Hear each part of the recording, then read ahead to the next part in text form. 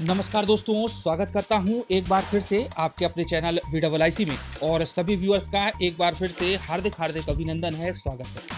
दोस्तों सब्सक्राइब जरूर करते चलें, लेटेस्ट अपडेट लगातार मिलती रहे इसके लिए बेल आइकॉन पर प्रेस जरूर करें, शेयर भी करें अधिक से अधिक वीडियो को, और यदि पसंद आता है तो लाइक के बटन पर क्लिक करना बिल्कुल ना भूलें। दोस्तों मध्य प्रदेश में राजनीतिज्ञों का लगातार घमासान जारी है, जहां पर कांग्रेस बीजेपी के ऊपर आरोप में लगा रही है, वहीं दूसरी तरफ बीजेपी कांग्रेस पर वार कर रही है और दोनों एक दूसरे पर आरोप और प्रत्यारोप लगा रहे हैं। लेकिन यहां पर सबसे ज्यादा जो नुकसान हो रहा है वो हो रहा है मध्य प्रदेश के शिक्षित बेरोजगारों का। यदि हम चयनित शिक्षकों की बात करें तो वो भी 2 साल से लगातार बैठे हुए हैं। FIR करवा करके उनके आंदोलन को शांत करवा दिया गया।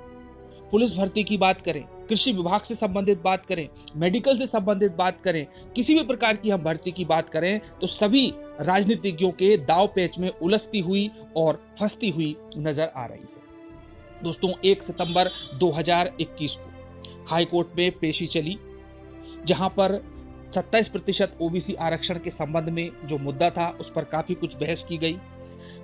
सॉलिसिटर जनरल तुषार मेहता जी के द्वारा अच्छा पक्ष रखा गया, लेकिन कोर्ट ने किसी भी बात को नहीं माना, ना ही उन्होंने किसी प्रकार का कोई अंतरिम आदेश जारी करने की बात कही है। और शिवराज जी ने जो स्टे हटाने की बात की थी 27% पर, उसकी तो हाईकोर्ट ने सुनवाई ही नहीं की। और दोस्तों इस प्रकार से अगली डेट दे दी गई 20 सितंबर 2021। अब आइए थोड़ा सा और हम इसके डिटेल में चलते हैं कि OBC आरक्षण केस को 3 कैटेगरीज में क्लासिफाइड किया गया। तो आइए जानते हैं किस प्रकार से क्लासिफिकेशन हुआ है, और आगे शिवराज जी ने होने वाली नौकरियों के संबंध में 27% आरक्षण लागू करने के लिए क्या महत्वपूर्ण बयान दिया है, वो भी मैं आप लोगों को बताऊंगा कि किस तरीके से मध्य प्रदेश के शिक्षित बेरोजगारों को ठगा जा रहा है। उनके बेशकीमती 3 साल को बर्बाद कर दिया है इस गवर्नमेंट ने। तो चलिए दोस्तों सबसे पहले बात करते हैं हम क्लासिफिकेशन की।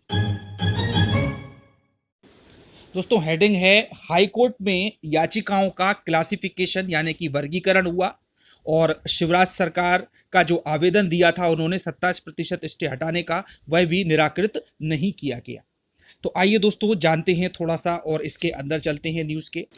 इसमें है मध्य प्रदेश में सरकारी नौकरी एवं शिक्षा में आबादी के आधार पर 27% आरक्षण के मामले में हाई कोर्ट ने सभी याचिकाओं का क्लासिफिकेशन कर दिया है। यानी कि जो याचिकाएं लगी गई थी उन सभी का वर्गीकरण कर दिया गया है ताकि केस को सुनने में आसानी हो। अब याचिकाओं को 3 कैटेगरीज में बांटा गया है। मुख्यमंत्री शिवराज सिंह चौहान द्वारा प्रस्तुत करवाए गए आवेदन का निराकरण नहीं किया गया।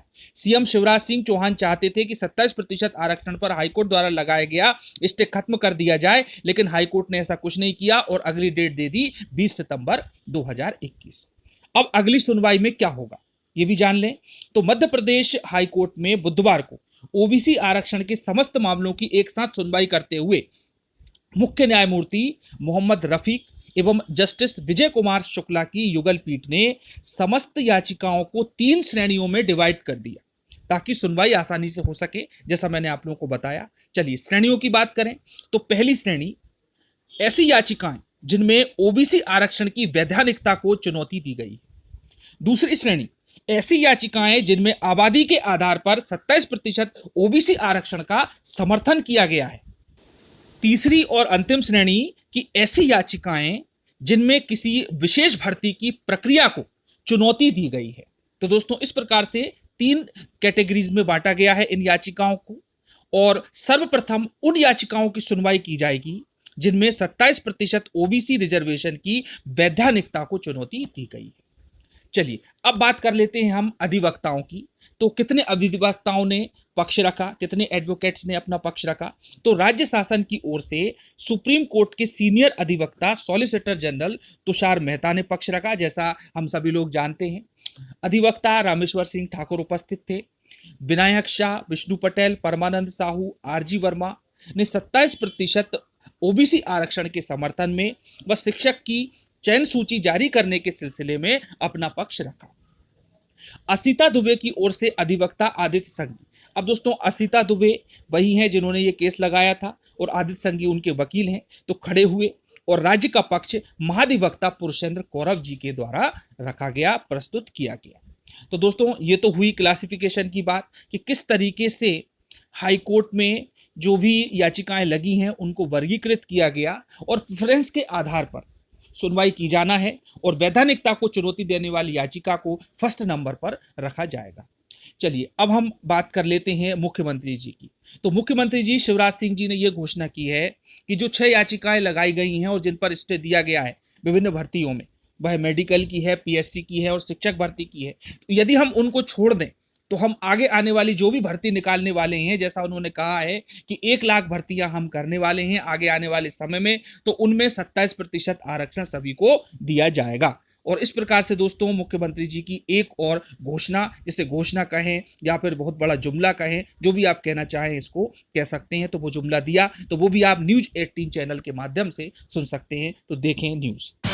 इस तमाम जानकारी के लिए तो ओबीसी आरक्षण पर कोर्ट की तरफ से साफ कर दिया गया है कि अंतरिम आदेश नहीं, अब तो अंतिम सुनवाई करेंगे और पक्ष विपक्ष को अलग अलग हम उन जो दलीलें हैं उन पर उनको हम सुनेंगे। सरकार की तरफ से ये कहा जा रहा है कि ओबीसी आरक्षण के लिए हम प्रतिबद्ध हैं, उसको देने के लिए मुख्यमंत्री शिवराज सिंह चौहान ने कहा है कि हम वचनबद्ध हैं। 27% ओबीसी आरक्षण देने के लिए कोर्ट में बेहतर पैरवी कर रहे हैं, जरूरत पड़ी तो दिल्ली से वकीलों को बुलवाएंगे। तो दिल्ली से वकील जुड़े भी थे आज के, अगर मामले की बात कर ली जाए तो हमारे सहयोगी बता रहे थे तुषार मेहता जुड़े थे और उन्होंने वर्चुअल माध्यम से जुड़े थे और उन्होंने दलीलें रखी हैं, लेकिन अभी तो कोर्ट ने इस पर रोक बरकरार रखी है और कोर्ट ने कहा है कोई अंतरिम आदेश नहीं, सीधे अंतिम सुनवाई करेंगे। 20 सितंबर मामले की अगली सुनवाई है, लेकिन मुख्यमंत्री कह रहे हैं कि हम इसको देने के लिए 27% आरक्षण देने के लिए वचनबद्ध हैं और बेहतर पैरवी कोर्ट में कर रहे हैं।